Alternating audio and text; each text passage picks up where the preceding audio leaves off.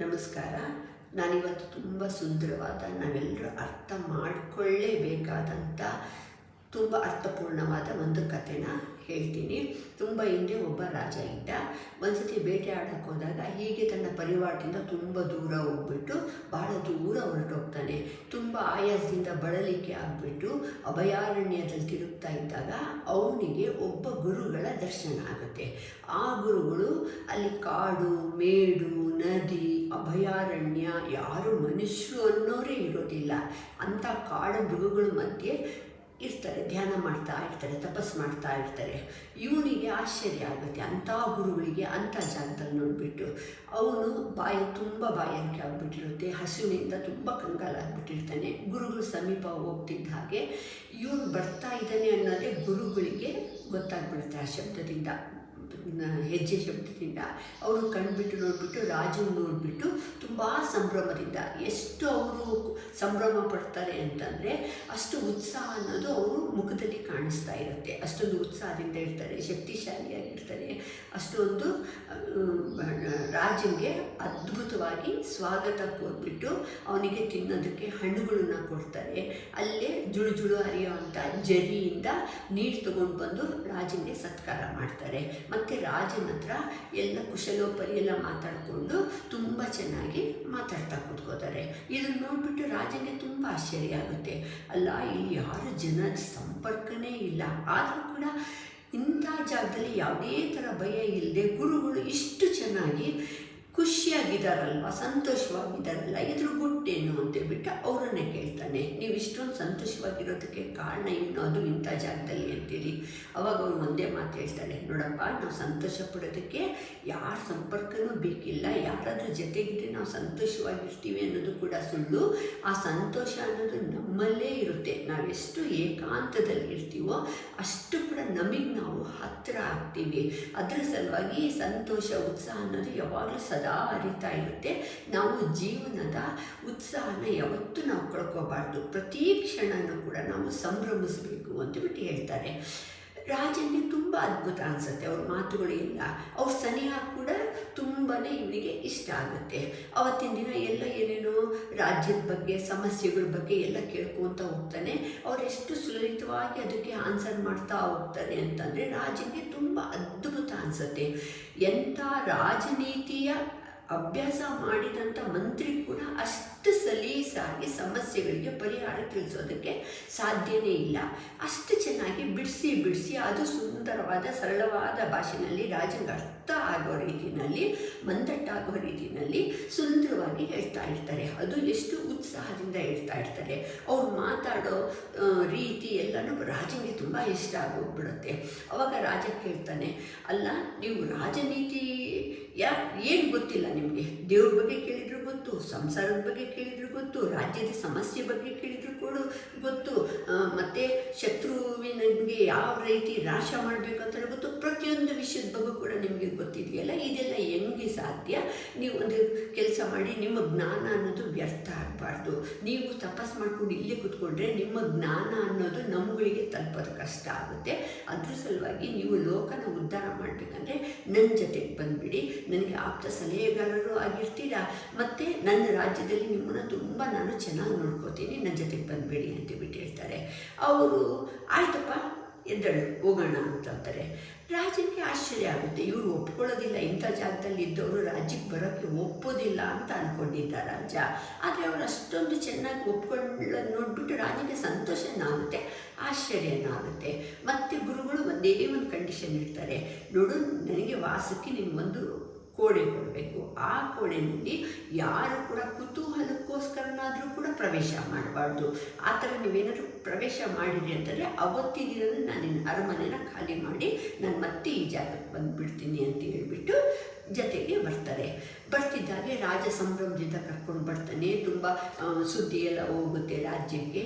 ಹೋಗ್ಬಿಟ್ಟು ಅಲ್ಲಿ ತುಂಬ ವಿಜೃಂಭಣೆಯಿಂದ ಸ್ವಾಗತನ ಬಯಸ್ತಾರೆ ಗುರುಗಳಿಗೆ. ಅವ್ರಿಗೆ ಉಳ್ಕೊಳ್ಳೋದಕ್ಕೆ, ಅವರಿಗೆ ಎಲ್ಲನೂ ಫಲಾಹಾರಕ್ಕೆ ಎಲ್ಲನೂ ವ್ಯವಸ್ಥೆ ಆಗುತ್ತೆ.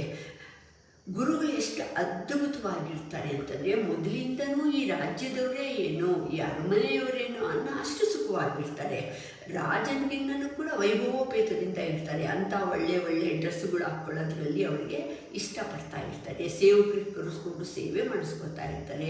ಅಲ್ಲಿ ರಾಜನ ಮುಂದೆ ರಾಜನರ್ತನ ನಡೀತಾ ಇದ್ದರೆ ರಾಜನರ್ತನ ನೋಡೋದ್ರಲ್ಲಿ ಅವರು ಕೂಡ ಭಾಗಿಗಳಾಗ್ತಾ ಇರ್ತಾರೆ. ಯಾರಾದರೂ ಪ್ರಜೆಗಳು ಸಮಸ್ಯೆ ಅಂತ ಬಂದರೆ ಅದನ್ನು ಕೇಳಿಬಿಟ್ಟು ಅದಕ್ಕೆ ಪರಿಹಾರ ಸೂಚಿಸ್ತಾ ಇರ್ತಾರೆ. ಎಲ್ಲವೂ ತುಂಬ ಸುಲಲಿತವಾಗಿ ಮಾಡ್ತಾ ಹೋಗ್ತಾ ಇರ್ತಾರೆ. ಎಲ್ರಿಗೂ ಕೂಡ ಹತ್ತಿರದವರಾಗ್ಬಿಡ್ತಾರೆ ಗುರುಗಳು. ಅವ್ರಿಗೆ ನೋಡಿದರೆ ತುಂಬ ಇಷ್ಟ ಆಗೋಗ್ಬಿಡುತ್ತೆ ಎಲ್ರಿಗೂ ಕೂಡ. ಇವರು ಬಂದಾಗಿಂದ ಮಂತ್ರಿಗೆ ಕೆಲಸನೇ ಇದ್ದಂಗೆ ಆಗ್ಬಿಡುತ್ತೆ. ಯಾವುದೂ ಕೂಡ ಆಪ್ತ ಸಮಾಲೋಚನೆ ಆಗಲಿ, ಯಾವುದೇ ಕೂಡ ರಾಜ ಅವ್ರ ಹತ್ರ ಡಿಸ್ಕಷನ್ನೇ ಮಾಡೋಂಗಿಲ್ಲ. ಪ್ರತಿಯೊಂದಕ್ಕೂ ಕೂಡ ಸೊಲ್ಯೂಷನ್ ಅಂತಂದರೆ ಗುರುಗಳೇ. ಈಗಾಗೋಗ್ಬಿಡುತ್ತೆ. ಮಂತ್ರಿಗೆ ಎಲ್ಲೋ ಒಂದು ಕಡೆ ಇರಿಟೇಟ್ ಆಗೋದಕ್ಕೆ ಶುರು ಆಗುತ್ತೆ. ಇವ್ರು ಬಂದಾಗಿಂದ ನಮಗೆಲ್ಲ ಕೆಲಸನೇ ಇಲ್ದಂಗೆ ಆಗೋಗ್ಬಿಟ್ಟಿದೆಯಲ್ಲ, ಇವ್ರು ಏನು ಅದ್ಭುತ ಇವರು ಅಂತ ಅನ್ಕೋತಾ ಇರ್ತಾರೆ. ಗುರುಗಳು ಎಲ್ಲರ ಮಧ್ಯೆ ಇದ್ದಾಗ ಆಸ್ಥಾನದಲ್ಲಿ ಎಲ್ರಿಗಿನ್ನೂ ಇನ್ನೂ ಕುತೂಹಲಿಗಳಾಗಿರ್ತಾ ಇರ್ತಾರೆ. ಆಮೇಲೆ ತಮ್ಮ ಕೋಣೆಗೆ ಹೋದರೆ ಒಂದು 2-3 ಗಂಟೆ ಅವರು ಬರ್ತಾನೆ ಇರೋದಿಲ್ಲ ಹೊರಗಡೆ. ಮತ್ತು ಅವ್ರು ಬಾಗಿಲು ಹಾಕ್ಕೊಂಡ್ರು ಅಂತಂದರೆ ನಿಶ್ಶಬ್ದ ಇರುತ್ತೆ. ಅಲ್ಲಿಂದ ಏನು ಶಬ್ದ ಕೂಡ ಕೇಳಿಸ್ತಾ ಇರೋದಿಲ್ಲ. ಎಲ್ರಿಗೂ ಕೂಡ ಕುತೂಹಲ. ಅಲ್ಲ ಆ ರೂಮ್ ಒಳಗಡೆ ಹೋಗಿ ಏನು ಮಾಡ್ತಾರೆ, ಆ ಕೋಣೆ ಒಳಗಡೆ ಹೋಗಿ ಏನು ಮಾಡ್ತಾರೆ ಅನ್ನೋ ಒಂದು ಕುತೂಹಲ ಎಲ್ರಿಗೂ ಉಳ್ಕೊಂಡಿರುತ್ತೆ. ಆದರೆ ಅದನ್ನು ಕೇಳುವಂಥ ಸಾಹಸ ಯಾರಿಗೂ ಇರೋದಿಲ್ಲ.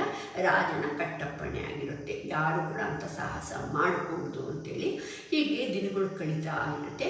ಒಂದು ದಿನ ರಾಜನಿಗೂ ಕೂಡ ಕುತೂಹಲ ಇರುತ್ತೆ, ಏನಿರ್ಬೋದು ಆ ರೂಮ್ನಲ್ಲಿ, ಗುರುಗಳು ಹೋಗ್ಬಿಟ್ಟು ಏನು ಮಾಡ್ತಾರಲ್ಲಿ ಅಂತ ಅಂದ್ಕೊಳ್ತಾ ಇರ್ತಾರೆ. ಒಂದಿನ ಮಂತ್ರಿಗೆ ಹಿಂಗೆ ಮಾತಾಡ್ತಾ ಇದ್ದಾಗ ಮಂತ್ರಿಗಳು ಹೇಳ್ತಾರೆ, ಗುರುಗಳು ಹೆಂಗಿದ್ದಾರೆ ನಮ್ಮ ಅರಮನೆಯಲ್ಲಿ ಅಂತೇಳಿ.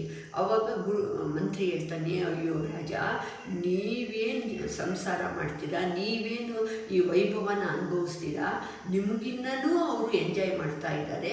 ಅವ್ರು ಹಾಕ್ಕೊಳ್ಳೋಂಥ ಬಟ್ಟೆಗಳು ಏನು, ಸೇವಕರ ಹತ್ರ ಸೇವೆ ಮಾಡಿಸ್ಕೊಳ್ಳೋದೇನು, ಮತ್ತು ಪ್ರತಿಯೊಬ್ಬರ ಹತ್ರ ಕೂಡ ಹಾಸ್ಯ ಚಟಾಕಿಗಳು ಹಾರಿಸ್ಕೊಂಡು ಅವ್ರು ನಗೋದೇನು, ಅವ್ರನ್ನ ನೋಡಿ ನನಗೆ ಯಾಕೋ ಅನುಮಾನ ಬರುತ್ತೆ. ಮತ್ತು ರೂಮ್ ಒಳಗಡೆ ಹೋದರೆ 2-3 ಗಂಟೆ ಅವರು ಹೊರಗಡೆನೇ ಬರೋದಿಲ್ಲ. ಏನು ಮಾಡ್ತಾರೆ ಅವ್ರ ಕೋಣೆನಲ್ಲಿ ಹೋಗ್ಬಿಟ್ಟು ಅಂತೇಳಿ ನನಗೆ ತುಂಬ ಅನುಮಾನ ಆಗ್ತಾ ಇದೆ ಅವ್ರ ಬಗ್ಗೆ.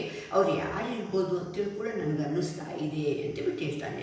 ಎಷ್ಟೇ ಆಗಲಿ ರಾಜ ಅಲ್ವಾ, ಗುಪ್ತಚರರಿಂದ ಅವ್ನು ಸ್ವಲ್ಪ ಇನ್ಫಾರ್ಮೇಷನ್ನು ಯಾರು ಹೆಂಗೆ ಏನು ಅಂತೇಳಿ ಕಲೆಕ್ಟ್ ಮಾಡಲೇಬೇಕಾಗುತ್ತೆ.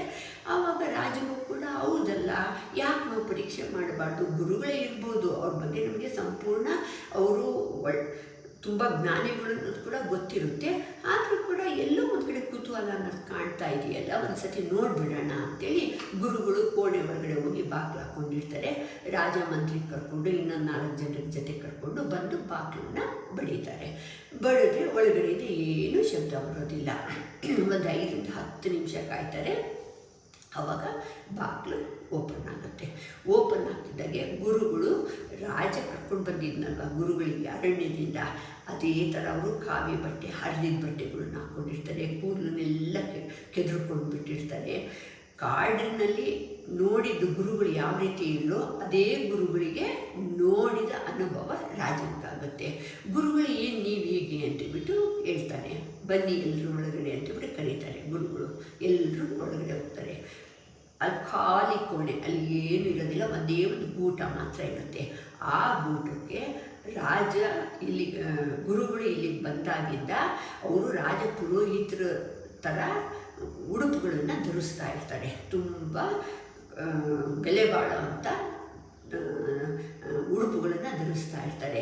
ಅದನ್ನು ಆ ಗೂಟಕ್ಕೆ ನೇತಾಕಿರ್ತಾರೆ. ಆವಾಗ ಇವ್ರನ್ನೆಲ್ಲ ಕಂಡುಬಿಟ್ಟು ತೋರಿಸ್ತಾರೆ, ನೋಡು ನಾನು ನಿಮ್ಮ ಜೊತೆಗೆ ನಿಮ್ಮವನಾಗಿ ನಾನು ಬೆರ್ತೋಗ್ತೀನಿ. ಆದರೆ ಈ ಕೋಣೆಗೆ ಬರ್ತಿದ್ದಾಗೆ ನಾನು ಯಾರು, ನಾನು ಎಲ್ಲಿಂದ ಬಂದೆ, ನನ್ನ ನಿಜ ರೂಪ ಯಾವುದು ಅನ್ನೋದು ನಾನು ಅರ್ಥ ಆಗುತ್ತೆ ನನಗೆ. ಅದರ ಸಲುವಾಗಿ ನನ್ನ ಉಡುಪುಗಳನ್ನೆಲ್ಲ ಈ ಗೂಟಕ್ಕೆ ಹಾಕ್ಬಿಟ್ಟು ನನ್ನ ಬಟ್ಟೆ, ನಾನು ಹುಟ್ಟಿದ ಬಟ್ಟೆನಲ್ಲಿ ಬಂದಿದ್ನಲ್ವ ಅದನ್ನು ಹಾಕ್ಕೊಂಡು ನಾನು ಧ್ಯಾನ ಮಾಡ್ತೀನಿ. ಆ ದಿನಗಳನ್ನು ನಾನು ಮರೆಯೋದಿಲ್ಲ. ನನಗೆ ಪರಮಾತ್ಮ ಈ ಎಲ್ಲ ಇದನ್ನೆಲ್ಲ ಕೊಟ್ಟಿದ್ದಾನೆ, ನನಗೆ ಸಂಪತ್ತು ಎಲ್ಲ ಕೊಟ್ಟಿದ್ದಾನೆ ನಿನ್ನ ಮೂಲಕ. ಅದನ್ನು ಕೂಡ ನಾನು ಅನುಭವಿಸ್ತೀನಿ, ಸಂತೋಷವಾಗಿ ಅನುಭವಿಸ್ತೀನಿ. ಆದರೆ ನಾನು ನನ್ನ ಹಿಂದಿನ ದಿನಗಳು ಕೂಡ ಮರೆಯೋದಿಲ್ಲ. ಅದನ್ನು ಕೂಡ ನಾನು ಸಂತೋಷದಿಂದ ಸವಿ ನೆನಪಿನ ಥರ ನಾನು ಅದನ್ನು ಸವಿತಾ ಹೋಗ್ತೀನಿ, ಧ್ಯಾನ ಮಾಡ್ತೀನಿ. ಇಷ್ಟೇ ನನ್ನ ಗುಟ್ಟು. ನಾನು ಎಲ್ಲಿರ್ತೀನೋ ನೀರಿನ ಥರ ಬೆರೆತೋಗ್ಬಿಡ್ತೀನಿ. ನನ್ನ ಮಾತಿಗೆ ನೀನು ಅದನ್ನು ಮುರಿದಿದೀಯ, ನಾನು ಹೇಳಿದ್ದೆ ನನ್ನ ಕೋಣೆ ಒಳಗಡೆ ಯಾರು ಕೂಡ ಪ್ರವೇಶ ಮಾಡಬಾರ್ದು ಅಂತೇಳಿ. ಆಯಿತು, ನಿನ್ನ ಕುತೂಹಲನೂ ಕೂಡ ಒಪ್ಕೊಳ್ಳೇಬೇಕು. ಇನ್ನೊಂದು, ನನಗೆ ಆ ಭಗವಂತ ಇಷ್ಟು ದಿನ ಅರಮನೆಯ ಸುಖ ಅನುಭವಿಸ್ಬೇಕು ಅಂತಬಿಟ್ಟು ನನ್ನ ಹಣೆಯಲ್ಲಿ ಬರೆದಿದ್ದ ಅಂತ ಅನಿಸುತ್ತೆ. ಆಯಿತು, ಈಗ ನಾನು ಸಂತೋಷದಿಂದ ಮತ್ತೆ ನನ್ನ ನಿಜ ಜೀವನಕ್ಕೆ ನಾನು ವಾಪಸ್ ಹೋಗ್ತಾ ಇದ್ದೀನಿ, ನಾನು ಬರ್ತೀನಿ ಮಹಾರಾಜ ಅಂತಬಿಟ್ಟು ಹೇಳಿ ಅವ್ರು ಏನು ತಗೊಳ್ಳೋದಿಲ್ಲ. ಯಾವ ರೀತಿ ಇರ್ತಾರೋ ಅದೇ ರೀತಿ ತಿರುಗು ಕೂಡ ನೋಡಲಿಲ್ದಾಗೆ ಅದೇ ಉತ್ಸಾಹದಿಂದನೇ ಅದೇ ಕುತೂಹಲದಿಂದನೇ ಹೊರಟು ಹೋಗ್ಬಿಡ್ತಾರೆ. ಇವರೆಲ್ಲ ಏನಾಗ್ತಾ ಇದೆ ಅಂತ ನೋಡೋ ತನಕ ಅವ್ರ ಗುರುಗಳು ರಾಜ್ಯದಿಂದ ಹೊರಗಡೆ ಹೊರಟೋಗ್ಬಿಟ್ಟಿರ್ತಾರೆ. ರಾಜನಿಗೆ ಅಯ್ಯೋ ಎಂಥ ಗುರುಗಳನ್ನು ನಾನು ಅನುಮಾನಿಸ್ಬಿಟ್ಟೆ ಅಂತ ಅನಿಸುತ್ತೆ. ಆದರೆ ಇದು ವಾಸ್ತವ್ಯ ಅನ್ನೋದು ಗುರುಗಳ ಪ್ರತಿನಿಧಿಗಳು ನಾವೇ. ಗುರುಗಳು ಯಾವ ರೀತಿ ರಾಜ ಯಾವ ರೀತಿ ಗುರುಗಳನ್ನ ಅರಮನೆ ಕರ್ಕೊಂಡು ಬಂದು ಅದೇ ರೀತಿ ಭಗವಂತನು ಕೂಡ ಈ ಮಾಯಾ ಜಗತ್ತಿಗೆ ನಮ್ಮನ್ನು ಕರ್ಕೊಂಡು ಬಂದಿದ್ದಾನೆ, ನಮ್ಮನ್ನು ಬಿಟ್ಟಿದ್ದಾನೆ. ಇಲ್ಲಿ ನಾನು ಇಷ್ಟೊಂದು ಮಾಯೆಯನ್ನು ಸೃಷ್ಟಿನಲ್ಲಿ ಪ್ರಪಂಚನ ಇಷ್ಟು ಸುಂದರವಾಗಿ ನಿರ್ಮಾಣ ಮಾಡಿದ್ದೀನಿ. ನೀನು ಇರೋ ತನಕ ಚೆನ್ನಾಗಿ ಎಂಜಾಯ್ ಮಾಡು, ಸುಖ ಪಡು, ನೀನು ಅನುಭವಿಸು, ಬೇರೆಯವ್ರಿಗೂ ಕೂಡ ಸುಖ ಅನುಭವಿಸೋದಕ್ಕೆ ಅನುವು ಮಾಡಿಕೊಡು. ನೀನು ಎಲ್ಲಿರ್ತೀಯೋ ಅಲ್ಲಿ ಆ ವಾತಾವರಣದಲ್ಲಿ ಬೆರ್ತೋಗು. ಅದೇ ಜೀವನ ಅಲ್ಲ.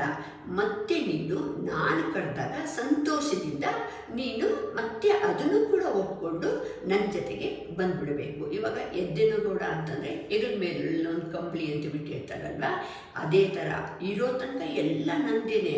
ನಾನು ಕೂಡ ಅದರಲ್ಲಿ ಒಬ್ಬನಾಗಿ ನಾನು ಕೂಡ ಖುಷಿ ಪಡಬೇಕು, ಸಂತೋಷ ಪಡಬೇಕು, ಈ ವೈಭವನೆಲ್ಲ ಅನುಭವಿಸ್ಬೇಕು. ಇದೆಲ್ಲ ಮಾಯಾ ಜಗತ್ತು. ನಾವಿರೋ ತನಕ ನಮ್ಮ ಉಸಿರು ಆಡೋ ತನಕ ಮಾತ್ರ ಈ ಜಗತ್ತು ಅನ್ನೋದು ಎಲ್ಲನೂ ಇರುತ್ತೆ. ನಮ್ಮ ಈ ಉಸಿರು ನಿಂತ್ಕೊಳ್ತು ಅಂತಂದರೆ ನಮ್ಮ ಪಾಲಿಗೆ ಇದೆಲ್ಲ ಆಗೋಗ್ಬಿಡುತ್ತೆ. ಅದೇ ರೀತಿಯೇ ಇದು 3 ದಿನದ ಸುಖ ಅಷ್ಟೇ. ನಾವು ಎಲ್ಲಿರ್ತೀವಿ, ಯಾವ ವಾತಾವರಣದಲ್ಲಿರ್ತೀವಿ ಅಲ್ಲಿ ಸಂತೋಷನ ಹರಡಬೇಕು, ನಾವು ಸಂತೋಷ ಪಡಬೇಕು, ವಿಜೃಂಭಿಸಬೇಕು. ಈ ಜೀವನ ಅನ್ನೋದೇ ಒಂದು ಜಾತ್ರೆ ಇದ್ದಾಗೆ. ಆ ಮೇಳಕ್ಕೆ ಬರಬೇಕು, ಮತ್ತು ಸಾಯಂಕಾಲ ಆಗ್ತಿದ್ದಾಗೆ ನಮ್ಮ ಪಾಡಿಗೆ ನಾವು ನಮ್ಮ ಗಂಟು ಮೂಟೆ ಕಟ್ಕೊಂಡು ಹೋಗಬೇಕು. ಹಂಗೆ ಕಾಲನ ನಿಯಮ ಯಾವಾಗ ನಮ್ಗೆ ಕರೀತಾರೋ ಬಂದೆ ಅಂತ ಬಿಟ್ಟು ನಾವು ಸಂತೋಷದಿಂದ ಆ ಪರಮಾತ್ಮನಿಂದ ಮತ್ತೆ ಹೊರಟೋಗ್ಬಿಡ್ಬೇಕು. ಇದೇ ಈ ಕಥೆಯ ಸಾರಾಂಶ. ನಮಸ್ತೆ.